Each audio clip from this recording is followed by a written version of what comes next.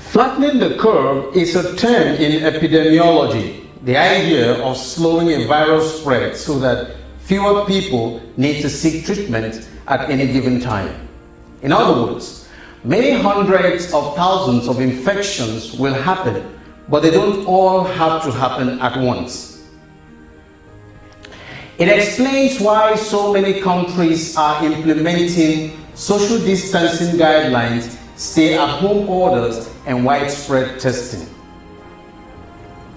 Of course, new data shows social distancing, stay-at-home orders may be a factor in slowing the spread of a virus, thereby flattening the curve.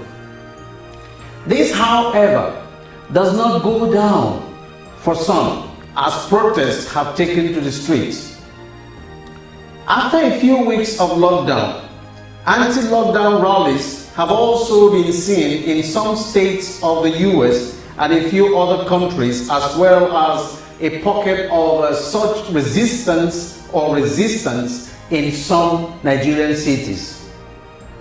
There are a couple of videos online showing government palliatives distributing food items to homes of citizens. The case is different here, and so many people are hungry. In a random street interview, someone said, "We don't want to stay at home and die of hunger." This conveys the thought of most Nigerians. In fact, a young lady, Ogunshola, told the BBC, "It is hunger I am worried about, not the virus. Even I heard it doesn't kill young people." Really?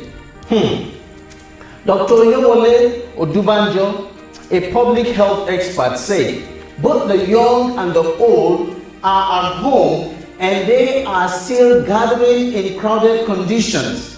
He added, "If you were to have someone who has the virus there, the chances of spreading it is high." Absolute Njoku on his Facebook feared that Nigeria is facing two crises within two different classes of people. The first is health crisis, feared by the rich, and the second is hunger crisis, feared by the poor. The rich can afford to stay at home, escaping both the virus and hunger. But staying at home for the poor means stay and die of hunger. Well, World Poverty Clock said 91.8 million Nigerians are extremely poor. Oxfam International alarmed that about 69% Nigerian population live below poverty level. Well, I am not unaware there are variations in the living standards of people around the world. The same way the economic growth rates vary from one nation to another. Countries of the world are either poor, moderate, or they are rich. The poor living conditions of a certain nation may be taken as luxury by another. But the key variables by which the poor can be singled out are food, income, health, freedom, justice, equity, to name but a few. And all these variables are the key challenges facing our own country today. But can we also flatten the curve, not just from the epidemiological standpoint, but also from the sociological point of view? The United Nations has defined poverty as a denial of choices and opportunities, a violation of human dignity. It says it is the lack of basic capacity to participate effectively in society. In its 17 Sustainable Development Goals for 2030, goal number 1 says no poverty. Number 2 says zero hunger. Poverty and hunger are UN's priority before 2030. These two were a part of its 10-year SDGs Vision 2020. It seemed to me that these goals were not met, how then am I sure of its reality by 2030? Poverty is a problem that simply can't be solved by mere talking and doing nothing about it. A friend once told me, poverty is stuffed with humanity. And he added, even Jesus said, the poor you will always have with you. Yes, Jesus said so, but he only read a part as an occasion to undermine our corporate responsibility, either as a government or as individuals. John chapter 12 verse 8 reads, for the poor always ye have with you, but me ye have not always.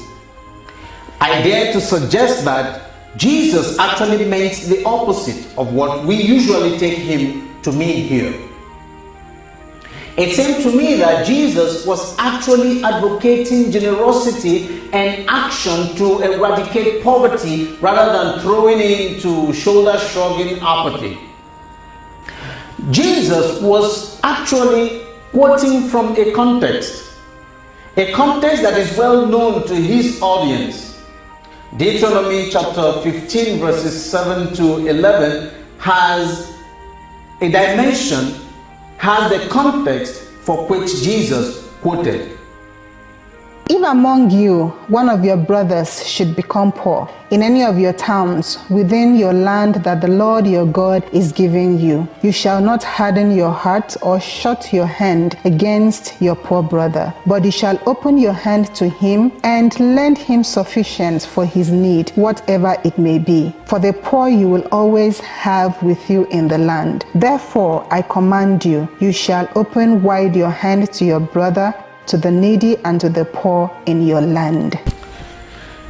Now you can see from the original context that Jesus' words were meant to spur generosity towards the poor. To be open-handed towards the poor was an explicit command from God, and failure to do it is considered a sin. It is important to note that Jesus says these words to rebuke Judas, who was scornful towards a woman for pouring out her perfume on Jesus. John chapter 12 verse 6, Bible says, he did not say this because he cared about the poor, but because he was a thief. As keeper of the money bag, he used to help himself to what was put in it. Our profession of religion has only beaten our humanness into caricature of a form with no substance. We have an obligation to flatten the curve of disparity between the haves and the have-nots. This is the time to care about the poor, so we do not repeat the very sin of Judas, who was robbing the poor. Of course, this posture of generosity and open-handedness lines up much more consistently with the rest of the teachings of Jesus and his life, starting with Mary while Jesus was still in the womb. He has filled the hunger with good things, and the rich he has sent away empty. He demonstrated this understanding in the feeding of the 5,000 hungry people. The crowd in John chapter 6 verse 12, when we hear that motley crowd all ate and were filled. Jesus left a legacy of generosity and open-handedness with the early believers. Acts of the Apostle chapter 4 verses 34 and 35 says, and God's grace was so powerfully at work in them all that there were no needy persons among them. For from time to time those who owned land or houses sold them, brought the money from the sales and put it at the apostles' feet, and it was distributed to anyone who had need. There were no needy persons among them. Poverty was eradicated in their midst. It was flattened, the curve was straight low.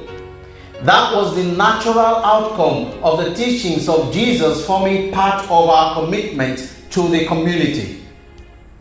Jesus' upside down kingdom is coming. He calls us to be part of it. The poor are going to be lifted up. The hungry are going to be fed. Your call and my call is to be open-handed. The posture of generosity and open-handedness can flatten the curve and make the world much more easier to stay at home and starve the virus.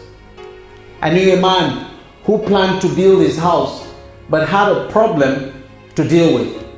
He bought a property that was situated quite close to the community public open latrine. He quickly thought how he would live his entire life with this stench oozing from that open toilet. He quietly suspended his building project. Consulting with the community leadership, he offered to do a community service by providing the community an ultra-modern toilet facility. The community provided a property for that project. He built it as he promised and handed over to the community. By this, that open latrine was closed. A year later, he continued his project. He solved his problem only by solving other people's problems. When we take care of the poor, we have our peace. We all stay at home and the virus won't spread, thereby flattening all curves. Let's spend some time to look out for the weak and vulnerable, to the poor that is hungry, that is roaming the street, that is angry. If we are able to put them in shape, if we are able to feed them, because that's all they need, we will be able to convince them to stay at home, because this time hunger will not kill them. I appeal to you, brothers and sisters. It is our call. The essence of our religion is to make a difference in a world that is confused and completely out of its mind. Let's go back and check it out with them. Somehow when they stay at home, when they feel peaceful, we all will find the peace that we need to fight this deadly virus.